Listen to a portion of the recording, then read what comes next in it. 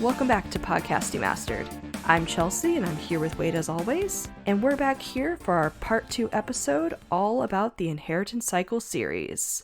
We've kind of covered a little bit of the basics of the story in our Part 1 and started going over all the characters, talking a little bit about some of our favorites, so I think it's now time for us to get back into that conversation. There's still plenty more characters and other tidbits to discuss. What character should we start with first? Let's talk about Galbatorix real quick. Okay. I feel like I don't think there's a lot to say there. Not a lot to say on him, honestly. He's a pretty straightforward bad guy. He's not even heard from until the last book. Yeah. He's just that ever looming threat. For a reason. He himself became king. He forced himself, forced himself into the king position, took over the land, destroyed the riders. And his story, his backstory, isn't really all that, empathetic either. He lost his dragon, and when a dragon loses its rider, or vice versa, it often causes the death of the other one. Mostly because, out of just sheer heartbreak. They end up going mad, they die, they just cannot live anymore without the other half of them. But on rare occasions, they do survive. And he did. But he was crazy. and he whined and begged for another dragon. And the council of riders was like, you don't get another one. That's not how it works. We're here to support you in this most terriblest of time, but you know that we can't just say yes and everything is fine. So they were trying to support him, but he went behind their backs and got a bunch of other riders, the Forsworn. Forsworn? Mm-hmm. Forsworn? Yeah. And he basically staged a coup on the riders, and he succeeded. He stole a dragon egg, and he forced it to hatch and bond with him. And his new dragon's name is Shruikan, a big black dragon. He grows to the ridiculous size over his 100-year life. Yeah. But, Galbatorix just does some awful things. They are both very crazy. Although Galbatorix doesn't think he is, I love the way that Galbatorix is presented. He's presented as what he is, a very intelligent, a very manipulative person. He has ways of making you think how he thinks without even using magic. Yeah. If he were a bard, he'd be level 500, he knows how to use his words. Yeah. But throughout his reign, he basically just stays in his castle, reading and learning and, trying to fulfill whatever his goal is until the very, very end where he dies. He gets slain. Yeah. So, but he does really become that force to be reckoned with, though, at the very end of that final battle. Does. There's just a lot of talk about, oh, he's so powerful and stuff. But then once, our main characters are we found a way to defeat him. We can do this. And, oh, almost things look good. And then you're like, oh, crap. No, Galbatorix, oh. Yeah, they really had no idea. They knew how he was so powerful, but they didn't know what that meant. How he used his powers. Yeah. But with the combined effort of a bunch of people, they do beat Galbatorix, and he is gone. Shruikan as well. Unfortunately, and the death of Shruikan is something that it's talked about a lot more in the series outside of just Galbatorix, because they want Galbatorix to die, but they don't necessarily want Shruikan to die because there's only 4 dragons living at that stage of time. Galbatorix's dragon, and then Saphira, and then 2 others. And Saphira is the only girl. They don't want any more dragons to die, but they realize that Shruikan is going to have to because he's been manipulated and overpowered mentally for so long. There's just no coming back from that. Yeah. Kind of moving on from our villain, have to talk about my ultimate favorite character. The main character, you mean? Yeah. I need a. This is her story. Yes, I just need a whole entire book from her perspective. I just need to know what she does after what she did even before the series. This is Angela. Angela. Oh, the herbalist. Yes. Yeah. She's way more than a herbalist, though. I can't believe she got away with just calling her that. I know. I was like, that's just the title the whole time. That's crazy. She's just. She's just. You know fantastic. who I picture in my head when I see her in scenes? Ooh, who? Miss Frizzle. She's just Miss Frizzle There's to those me, vibes. and it just it fits. Yeah, it fits. I can She's definitely like see that. she's energetic. She is social.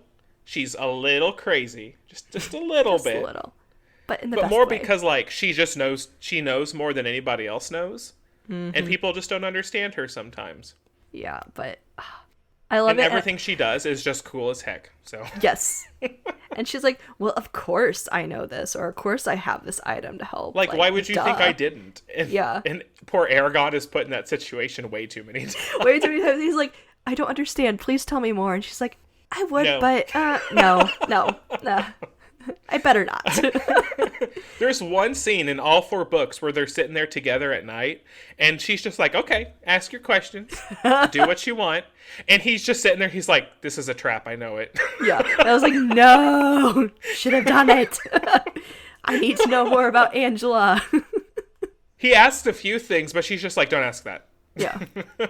And we do get like a little bit more about her, like slowly, or like some vague mentions, but you're just like, Some what vague epic thing mentions. did you do to get that like title, or Yeah. for people to see Yeah. you that way? But also, like, she seems like, she's still kind of like old, but still kind of young, but then like it's implied like she's very old. She She's just doesn't very look it. old, Yeah. apparently. She just doesn't look it. Yeah. She And has she's like a human, supposedly. Yeah, she's a human, and she has like a different relationship with like each and every race. Like they all know her as something different, and like the Urgles both like worship her as like a storyteller, but they're also like deathly afraid of her. Like Yeah. Yeah, and like then they you have, won't like come anywhere near her. and then the elves are like, "Oh, we totally respect you. You're a very powerful person." And They're she's like, oh yeah, you "Whoa." can do what you want. You're good. Yeah, and I'm like, "Whoa, there." And Aragon's like, that's not fair, and she's just like, I didn't ask for it to be fair, did I? It It just just is. is what. Yeah, it is what it is. It is. Yeah, but then like she has her buddy Solemn Bomb. Solemn Bum. Yes, who is He's a werecat. Yes. A Super werecat. He's a cat or he's a little child. Yes. They're all like children or they're cats. Yeah, They don't grow up. They're just little rabid children. but they're forced to be reckoned with, though. Don't let Oh my their appearance gosh. deceive you. Oh boy. Never ever. Nope. Never ever. But and these two, like this pairing, they're the ones who like help Eragon. They give him the vague prophecies, the vague things to look out for to help him get through his time to be. They just kind of, they come and go for the first like 2.5 books. They just kind of come and go as they're needed. They pop up. If they pop up, you're going to get entertained, and Yes. 2, like some stuff's about to happen. Mm-hmm. They're never involved with the stuff. It's one of those things like, well, if they had been there, it wouldn't have been a problem. So you got to put them in a situation where they're not. But like halfway through the 3rd book, I think it is, I think it might be the 4th book where he gets to actually team up with her, Yeah. and I she's think it just happens like in both. Yeah. amazing. But yeah, definitely a lot more in that 4th book. Yeah, they really do save like Eragon and stuff and at those moments, but yeah. They're the best.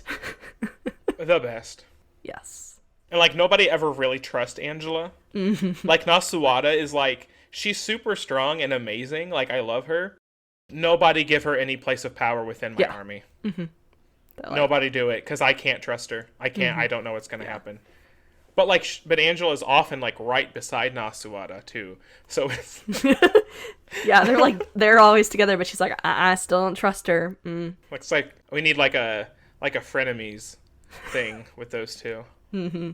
And Angela's always like, I don't know what your problem with me is, girl. I don't know. Yeah. Like, I am who I am. I'm here. I'm helping you. What more do you need from me? Right? If I was gonna kill you, I would have done it already. It's fine. We're good. But I might. But I won't. We're good. Probably. Yeah. Well, from Angela, should we talk about Elva? Oh, Because sure. they're kind of right there. Yeah, I guess I could briefly talk about Although Elva. Elva has such a specific story. Elva basically is a representation of Eragon's Magic gone wrong. magic gone wrong. In the first book, when they arrive at the Varden, because he's the dragon rider and people are like, they're trying to have him give them his blessing and so on and so forth. And at this point, Aragon had been instructed in magic a little bit, like the ancient language and stuff. And he tries to bless this baby, which he thought was just words. He just thought he was, like, may you live on and never, have problems. And, he's given her a very basic kind of spell-like blessing. And then Saphira also gives her blessing. Well, they leave, and then they come back later in the second book, and they find out that this baby has been cursed by them. She has aged rapidly, so she's like a little girl now. But she has the power. She can sense basically all the pain around her, and before it happens too. So she can like warn people, because Eragon wanted her to be shielded from pain, but he misspoke and he made her a shield for pain. So she was forced to always stop the people around her from getting hurt, whether that's physical or emotional. And really just, it ruined this child's life. Yeah. Like, it's a bad deal. Because if she tried to, like, resist those urges, she would become, like, so physically ill, and she'd still have to do it. Like, she just could not tell her impulses no on that front. And it causes Elva, and for a hot minute Angela, to really curse Eragon's existence. Like, he made some enemies with that situation. He did make it right. He tried his best to, like, reverse the curse later on when he was becoming stronger and more knowledgeable. But he made it to where Elva could basically, like, turn it off if she wanted to. But Elva decided just to keep the powers as they were, because it was something she alone could do. It was, like, her own responsibility. Her own thing that she had been given. But again, it puts her in a similar situation with Angela, where it's like she can never be fully trusted, because she can hurt anybody if she wanted to. Yeah. And it's like, like when they like supposedly try like, give a blessing to her, like she is like practically like a newborn baby. But like with the magic and stuff, like she also grows up like really quickly too, like physically and also like mentally too, with just dealing with that like huge responsibility that was thrust upon her. But also because it's also described like, doesn't she have like almost like a more mature like adult like voice, but and still a child's body? So it's also gives her like this like eerie vibe of, oh, I definitely don't want to mess with this. Yeah, she's a very creepy little child. I think she has like different colored eyes as well. Like, aren't they like, let's say they're like they're purple different, or something? Yeah, there's something too. Like that sounds right. Yeah, and so just even just like like her appearance as well and stuff, and just she is very cursed, and it makes sense that she also has those feelings of also just like hatred and stuff at Eragon, being like, you did this to me, I didn't ask for this. And she also struggles too with like being helpful or not as well. Like people do try to use her and just and a lot of times, especially after like Eragon kind of fixes her powers to where they don't cause her such like distress, if she chooses not to do something, she becomes petty. Like it's like she's like, oh, I could have told you were about to get hurt, I didn't want to. Like she becomes very untrustful and petty, which is fair, But Eragon does come to her, I can't remember at what point. Is it when Nasuwada gets kidnapped, maybe? Or it was like right before that or something, because I think she does like try to fight, and that it's more of just you need to get your act together. Like, are you gonna just join Galvador? Yeah, you can hate me if you want, but like you need to make a decision whether you're going to use these powers to help people or you need to leave. Yeah, because of what Elva chooses not to do, Nasuwada gets taken. And she feels really bad about it, because her and Nasuwada had gotten really close. She had stopped Nasuwada from getting assassinated many times. They were like besties. They went everywhere together, mostly because Elva had the gifts she had, but, also because Elva was a child and she liked the companionship and she liked to have people take care of her as well. But when Elva kind of lives up to her own expectations, though, like she's there for the final fight. She's actually, I guess she's the reason why Eragon is able to to defeat Galbatorix. She's like his ultimate weapon, basically. Yeah, it's like you just need that team. The whole group had to come together to defeat Galbatorix, and her included. Yep. As well as, at least we should talk about our bad boy. That's what I'm calling him. We gotta. You mean Murtaugh? I assume. Yeah. I've been like beating around the bush with Murtaugh several times. Yeah. We should probably talk about Murtaugh. He's a little bit important. Yeah, just a little bit. Just a little bit. Yeah. Oh, Murtaugh, he's the mysterious dude that we meet in the first book. The one you're like, he's been through some stuff, but he doesn't like to talk about his past. But, he saves moody Eragon. Bad boy. Yeah. And you're like, well, he is a moody bad boy for a reason. Oh, yeah. He's got a reason to be who he is. Yup. And so it's slowly, we learn more and more about him. And one of his big secrets is that he is the son of Morzan, who Morzan was also a dragon rider, and he was the big traitor that joined Galbatorix and part of the Forsworn to take down the rest of the riders. And yeah, so a great bad guy has a child, and you think it's only one child, or is it? Yeah. Or is it? There's a lot of drama here. So you want to should we just run over it real fast? Yes, let's do the drama. All right, so Morzan, big traitor jerkface, killed lots of dragon riders, killed lots of dragons. Galbatorix's right-hand man, he's just a terrible person. Also, basically the big brother of another character we haven't talked about, Braum, who is like the guy who started to train Eragon. Like, he lived in the valley with him. He was like the drunk storyteller, but it's like, oh, snap, he's actually a bigger deal than that. Braum was also a dragon rider who lost his dragon to Morzan. And instead of dying, he had the will to force his way through that terribleness. And he's like, I'm going to kill Morzan. That's my goal now.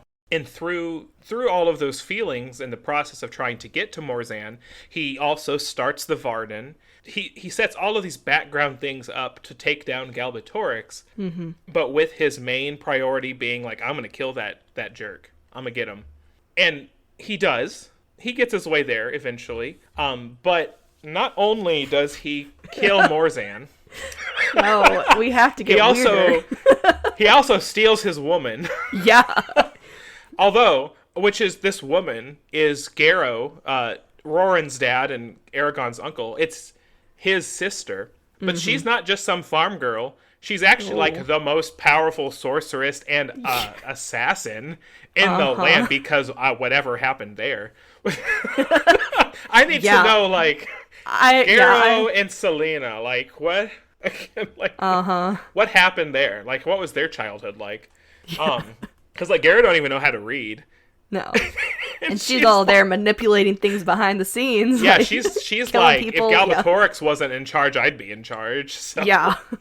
So her and Morzan were together because they're both terrible people. But then Braum comes around and gets her to fall in love with him, and they do actually fall in love. He's not just trying to create a steal yo girl situation. Even though it looks like that, but yeah. Even though it looks like that. But then, they have a baby together, and she goes back home to Carvajal, has the baby, give the baby to Garrow, and then she comes back home, where, she's already had Murtaugh, but Murtaugh is, abused, neglected and abused by his dad. Things are bad. His dad threw a sword at him as a child. Jesus Christ. Just, toughen up. Too bad. Yeah. But Braum kills Morzan. Braum goes back to live in Carvajal to watch Eragon grow up and never tell him that he's his dad. Yep. Never, ever. Nobody cares. It's not important. Mom dies shortly after Eragon is birthed. Does she, come back home, and Morzan's she gets, really sick. Yeah. Oh, right. So then Morzan grows up, Murtaugh grows up in the castle of Galbatorix. Again, just getting neglected because Galbatorix doesn't freaking care. Nope. At all about anybody. So Murtaugh eventually escapes. He runs away. Way later, and then he meets Eragon. He does tell Eragon pretty quickly that he is the son of of Morzan, and there's some drama. And in the second book, you find out, Murtagh finds out that they're brothers. Mm-hmm. Tells Eragon, so there's drama there. And now Eragon's got the whole, like, Darth Vader thing going on. Like, oh, my dad is the bad guy. Oh, it's terrible. Supposed to be good, yeah. But then he's like, oh, wait, no. Like, our shared parent is not the douche of douches. It's, you know. Yeah, we just share a mom. I apparently have a cool dad, so yeah, deal with it. And Murtagh is like, well, I loved my mom, but like, she kind of sucked too. Yeah. And Eragon's like, how dare you? But she's our mom. How dare you insult our mother? She had to have been that a good I've never woman. met. Yeah. Right. And Murtagh's like, yeah, sure, keep thinking that, I guess. Right. So Murtagh, he escapes. He travels with Eragon for a bit, but then he gets kidnapped by some traders of the Varden. Gets sent back to Galbatorix, who in Galbatorix gives Murtagh one of the 2 remaining eggs, because Saphira was the 3rd egg. But Saphira, Brahm kidnaps that egg, and we know what happens with that egg. Galbatorix gives Murtagh one of the eggs, hatches into a red dragon named Thorn, but he uses like the same magic he used on Shruikon to kind of like submit the dragon to Murtagh's will, and poor guy just gets all twisted and real quickly. Messed up. And just and grow real quickly. Unfortunately for everybody involved, kind of in sets Murtagh and Eragon on this big like path together, where like they're gonna have to like find a way to kill each other, basically. Brother versus because Murtagh is brother versus brother. Murtagh is like under spells to where he can't just not fight Eragon. He has to do what he's told, or like bad things will happen, magical things. Oh yes, all the magic, because he's like really under Galbatorix's control. Because that's the whole thing with like the magic. The whole thing. Yeah, it's a very complex magic system. But it's so good though. It's so good. Yeah. But yeah, no. And I mean, yeah, so he goes through a lot. He goes through the struggle of just, you know, he was just trying to get by in life, and he's like, whatever, I'm in this sucky situation. It's just how it's going to be. I guess I'm just going to have to fight you, brother. You're going to have to die because I'm not going to die. And yeah, I'm not going to die. Yeah. He's like, heck no. Like, he's like, the king will just create his new world, and yeah, he's like, it'll be fine. I'm sure. He's like, it'll be what it's like, whatever. At least I'm alive. But like, then, nobody can stop him, so you're just going to have to accept it kind of situation. Yeah. Until he meets a girl. Who does he meet? His queen? Yes. Is it our queen? Yes, it's the queen. Naswada.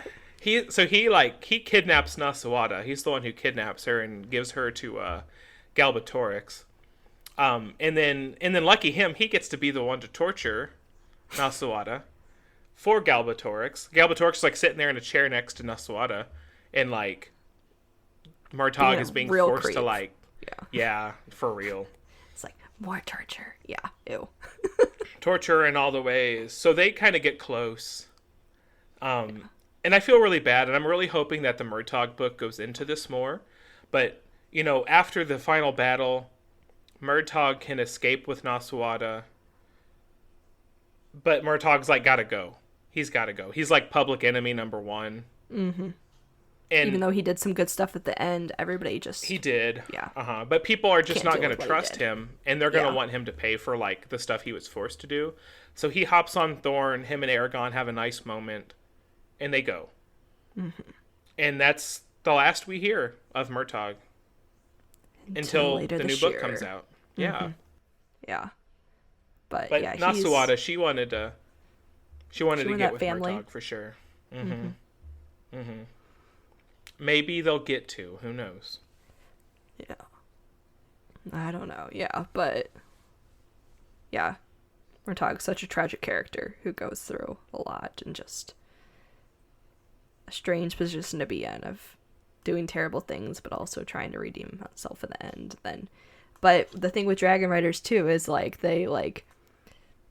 kind of, like, live forever. Like, are kind of immortal. So... Like, we'll see more of what he decides to do with the rest of his life, because his life had really only been getting started. And now, since they're both free, him and Thorn, they're gonna do their own thing, whatever that's gonna be. Well, his in the Tales of Alagasia book, he's in the first story. I remember he's in the first story that's told. But I haven't finished that story, so I can't tell you what happens in it yet. Okay. To be continued. To be continued. Absolutely. Yes. Well, any other characters we want to talk about? There's now that we've kind of gone through a lot of them, can we talk about the third dragon egg now? Yes. Let's talk about great. it. So the third dragon egg, the green one, the pretty green one, after the story ends, Arya, Miss Thang, she's like, well, like, okay, so we've reached the point where, like, I can think about what I want to do next, because, like, the king is dead. And honestly, I just kind of want to, like, keep doing what I was doing. I want to take this here egg, and I just want to chauffeur it around. And I want to help whoever the rider is for this egg meet the dragon.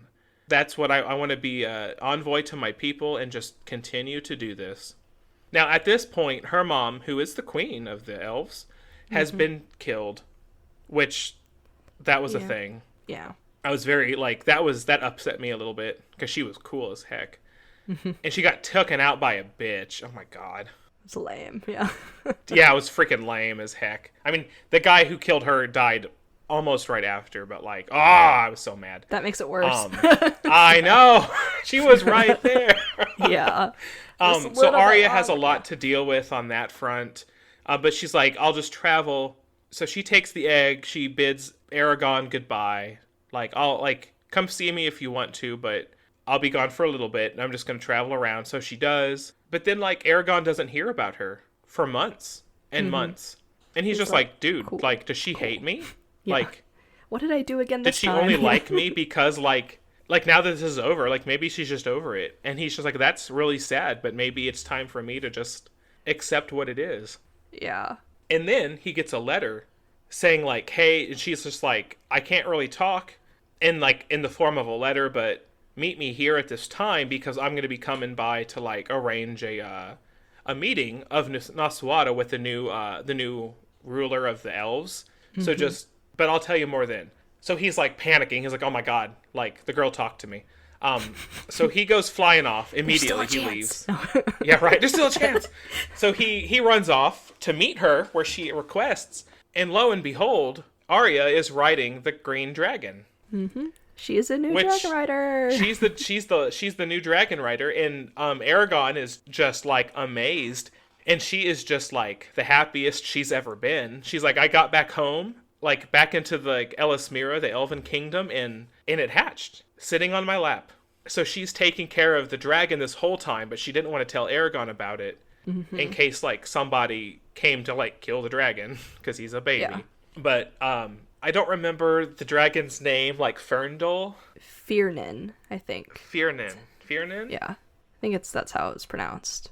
But as soon as Saphira sees that dragon, it's a... Oh, it's on. Well, hello, and then, yeah. And then some. Cue some George Michael saxophone. Get some careless whisper going on. And then that's the rest of the book for Saphira and Fiernan. You don't really hear about Saphira for much longer. Nope. Yep. And I was like, okay then. But nothing really between Arya and our boy Eragon. It's they do talk about it a lot. Because and Eragon had made up his... Yeah. There is a lot of hints there. Eragon had made up his mind before the main battle happened that if everything goes as planned, the king is dead, the world is basically allowed to start over in a more peaceful setting. He cannot stay in Alagasia because in the process of trying to find a way to defeat Galbatorix, he finds a cave, I suppose. We'll call it a cave. Hidden away where the dragon riders used to live. The last of, like in this, like, ancient land, this ancient island, and he finds the last remaining dragon eggs. along with like the souls. We'll call it the souls of the deceased dragons. There's a lot. It's a lot more complicated than that, but we'll just go with that for now. So he takes the eggs and he takes the dragon souls and a few people, and he heads off into the horizon to find a peaceful land to raise the dragons and find new riders and start the dragon riders over, which he just couldn't do peacefully in Alagasia because he was fearing for the dragon's safety, everybody else's safety. Once a whole bunch of dragons hatch. But Arya can't come with him because she's the queen of the elves. So they let each other go. They have a nice moment, then they let each other go, and yeah. Well, so that ending. Do we talk about the ending now? Yeah, go for it. It's, like, as a whole, I really enjoyed this series. I personally think it's pretty darn well done. Like, you know, like we said, like, there's a lot of callbacks to things, a lot of good, like, continuity. There's a story, you know, some people may think some parts are unoriginal or not, but you know what? It's just a fun journey to be on. Like, it's an enjoyable story and everything. Like, the ending wasn't really bad. It was just, like, it was complicated. Too expected. It just... Yeah, and it's not it's not like a fairy tale happy ending. No. It's not. There's a lot of loose ends to tie up. Which again, they go through the fourth book and they are telling you the whole time, when this is over, we need to figure this out. You know, if we make it through, this needs to happen. And they go through, and Christopher does a great job of covering all of the bases. Everybody's stories are left in great, wonderful places. You have a lot of, I felt a lot of heartbreak for like Eragon and Arya's situation. Yeah. Because she's finally come to love him in a very natural way. Like, I don't ever felt like the story like forced her to love him. You know, and I hope someday that the story continues and they're able to get together. I hope so, but... Yeah. Well, and that was one of the things, wasn't that Angela said, like, he's supposed to have, like, an epic love story of a life, but she didn't know how it ended. And I'm like, well, we're only seeing the beginning of that romance, like, finally. Like, they're actually being, like, not just a one-sided infatuation. It's more of, there's something deeper going on. Right. But then it being all, like... So that's actually one weird thing that I had a problem with, like, not really a problem with the ending, but it was something I was surprised with Eragon as a character, is that you see him later on, like, when we talk about, like, the dragons, like, discovering that there was, like, that whole, like, cave of, like, the older dragons, like, the souls or whatever, and then also the eggs, and you find out more, like, basically, like, everything was, like, predetermined in a sense, like, they manipulated things behind the scenes to get Eragon where he was. Yeah, there was a tiny bit of that going on, yeah. Yeah, but Eragon doesn't feel mad about that or anything. He was just like, that's the way it was supposed to be. That's how it happened, and here we are. And it was just kind of surprising that he wasn't a little bit resentful to be like, well, I never really made my own choices or something like that. And so he takes a lot of those, like, the prophecies seriously, too, with the whole reason of being like, it's my responsibility. He brings those up a lot, yeah. Yeah. All the time. Yeah, and I was like, what makes you think that these are, like, set in stone? Like, and he's believed, like, well, I can't come back to this land. Like, once I leave, I'm gone. This is happening now. Like, I'm taking the dragons with me. This is my responsibility. Peace out, everybody. Sorry. And I'm like, whoa. No, like, real, like, struggle with, well, I can always delay it, or, like, you know, who says I can't come back just because this was told I could do this? Like, there was no, like, fighting with, like, the idea of the prophecy. Yeah. That's a definite thing where it's, like, a real easy thing to be like, oh my god, like, why wouldn't you just, like, why are you taking everything so literal?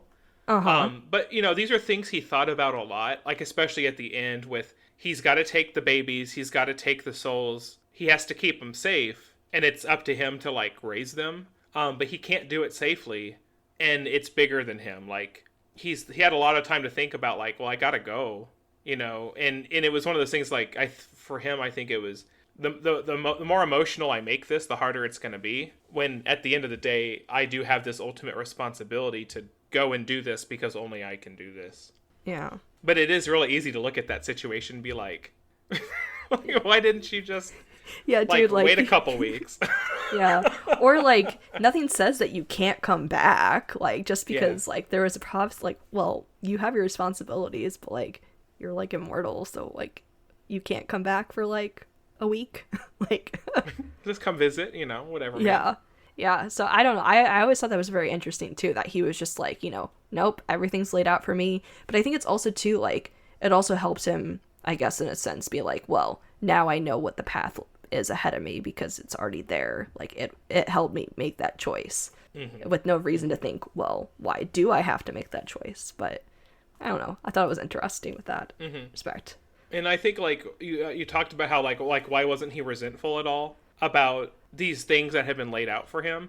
I think it's because he never really regretted any of the choices that he made, Like, he accepted things for how they were, so he didn't have anything to regret. He wasn't like, oh, like, so you all are the reason Braum died. I don't think he ever saw anything like that. That's fair. Because that's another thing. It's like, if you could have controlled these things for so long, why didn't you do this? Why didn't you do this? It's like, it's probably a little more complicated than throwing a fit about it, I guess. Yeah, but I'm surprised, like, I just thought it was interesting, like, showing that that didn't even, like, cross his mind, really, to be like, well, like, this was all, like, manipulated around me. It was more of just, like, wow, I'm so glad, like, you guys are still here, alive, like, there's still a chance. And I think it was just so interesting to see him as a character, and also showed, too, I guess, like, how much he had grown up, too, like, and thinking more than himself, which is just a crazy thing to have, like, the person think about, like, with that. But yeah, I don't know, this has some really deep things in it, too. Series of and that's when I first read the series when I was younger and, like, I finished it, I looked at the ending and I was just like, what the heck? Like, when I was younger, I was not happy with the ending. Like, Eragon did not get to find happiness. He didn't get to have these things. Like, Arya is just stuck in her position. Like, like, Roran wins. Big time. Roran wins big time. They're like, oh, well, like, you can, like, that land where you were raised, well, you own that now. Take your people back there. Here's a ton of money to go rebuild everything. Like, you want a castle? Okay, there's enough money to do that. Everybody wants a castle? There's enough money to do that. That's fine. Like, he wins. Now Swada is just stuck with a life of responsibility. Yeah. Murtagh is essentially exiled. Like, so everybody has bigger things to be responsible for, and then, like, Roran just wins. Roran won that war. Yeah, but I don't know. So yeah, overall, I thought it was a good series. I admit, some things that weren't completely perfect for me, but that's okay. It's cool to have an opinion on that, and it was definitely worth the journey and the 100 hours of listening. Yes. Yes, it sure is an epic journey for sure. Now, I do have a couple, like, random facts, because at the end of the audiobooks, they would be, like, little snippets of interviews with Christopher Paolini. Oh, yeah. So, one of them, which makes sense, because I thought originally this whole series was actually going to be, like, a trilogy, but then he had, like, written so much that it became 4 books. I had to split that last book up a little bit. Oh, yeah. But he even explicitly explained that because of what he did with Sloane, that he wasn't originally planning to do, it definitely added over 100 pages of extra content. And I was like, yeah, that makes sense, because that was a very interesting thing that happens in the books. That's like a really strange, messed up, like, twist that really carries on for the rest of the story. Because just with, like, Sloane being a traitor, being the one who, like, allowed his daughter to get captured, Katrina, which is the one that Roran and Katrina, the ultimate true love story going on, happy ending stuff, but, like, it's more of Eragon doesn't even tell them that Sloane's still alive, and he, like, does this whole ridiculous scheme to, like, keep him alive, but still, like, kind of torture him, but not too badly, and just, like, yeah, because he becomes blind. Like, the Razak take his eyes, and Aragon's just like, dude, you suck. You suck so bad. You have always sucked so bad. So, and Sloane's just, like, ready to die. He's like, just kill me, man. Like, yeah, you're right. I do suck. Life sucks. Just kill me. And Aragon's like, no, no.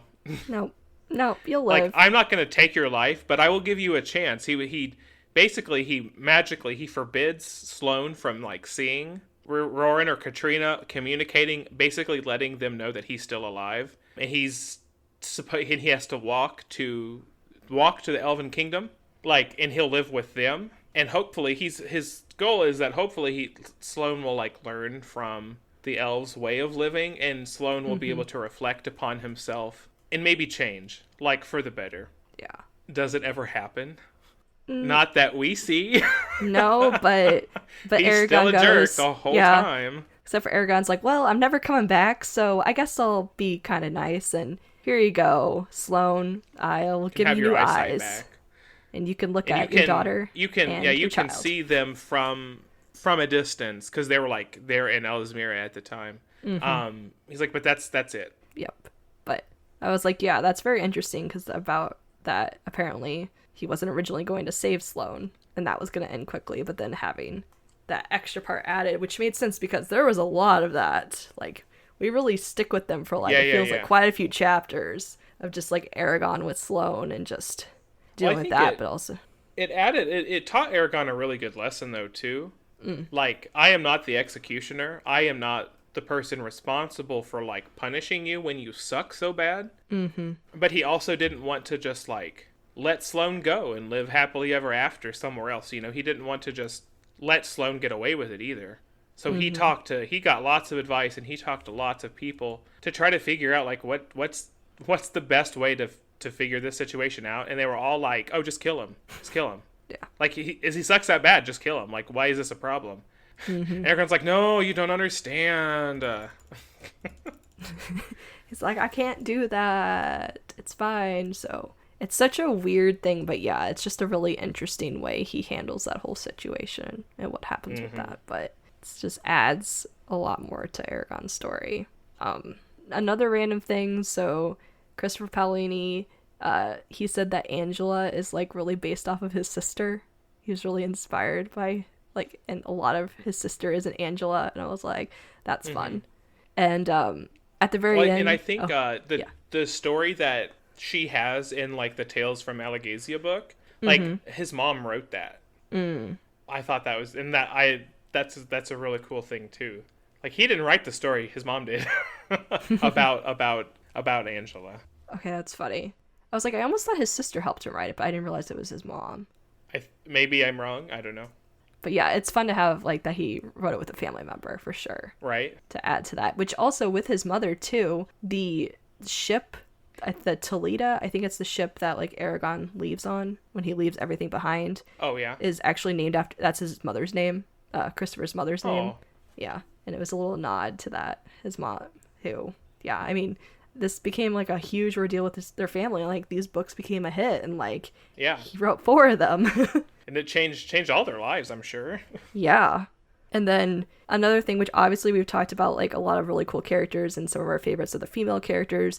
Christopher talks about how he really enjoys writing strong female characters, and I'm like, yeah, it does show, because it shows hardcore. Yeah, I think everybody's here for that, so yeah, and I'm like, awesome, good job, love to see that, love to hear it.